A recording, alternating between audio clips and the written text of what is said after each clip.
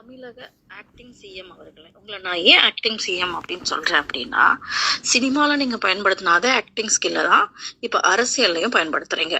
அதனால நான் உங்களை ஆக்டிங் சிஎம் சொல்றதுல தப்பு இல்லைன்னு நான் நினைக்கிறேன். உங்ககிட்ட எனக்கு ஒரு நிறைய கொஸ்டின் இருக்கு. பட் ஆனா ஒரு 2-3 கொஸ்டினுக்காவது நீங்க பதில் சொல்ல பாருங்க.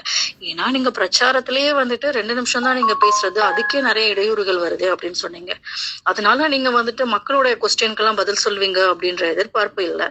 இருந்தாலும் கடமையை செய் பலனை எதிர்பாராதுன்ற மாதிரிதான்.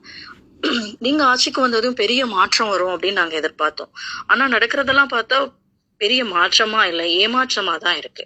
நீங்க என்ன சொன்னீங்க, ஒரு மாற்று அரசியலை கொண்டு வர போறதாவும், முன்னாடி இருந்த ஆட்சி வந்து சரியில்லாம இருக்கு அப்படின்னு தான் சொல்லியிருந்தீங்க. அப்போ முன்னாடி ஆட்சி பண்ணவங்க ஆட்சி காலத்துல கொண்டு வந்த திட்டங்களை நீங்க இப்ப நடைமுறைப்படுத்துவதற்கான காரணம் என்ன? அப்ப அந்த திட்டங்கள்லாம் நல்ல திட்டங்கள் தானா? நீங்க பொய்யான வாக்குறுதிகளை கொடுத்தீங்களா? அதே திட்டங்களை உங்க ஆட்சியில வந்துட்டு உங்க ஸ்டிக்கர் போட்டு வெளியிடுவதற்கான அவசியம் என்ன?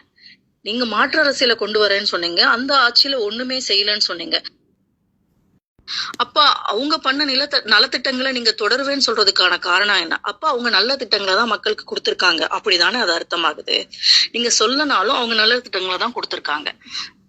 அது மட்டும் இல்லாம நீங்க மாற்றம்னு சொல்லிட்டு ஒரு மாற்றத்தையுமே இது வரைக்கும் நீங்க கொண்டுட்டு வரவே இல்லை. உங்களுக்கு அரசியல் அனுபவம் இல்லை, உங்களுடைய தொண்டர்களுக்கு அரசியல் நாகரிகம் இல்லை. சரி, அரசியல் அனுபவம் இல்லாத நீங்க வந்துட்டு முதல்ல அரசியல்னா என்னன்னு புரிஞ்சுக்க முயற்சி பண்ணிருக்கணும். உங்களுக்கு அட்லீஸ்ட் ஒரு 6 மாச காலமாவது அவகாசம் எடுத்து என்னன்னு புரிஞ்சுக்கிட்டு நலத்திட்டங்களை நீங்க அறிவிச்சிருக்கலாம்.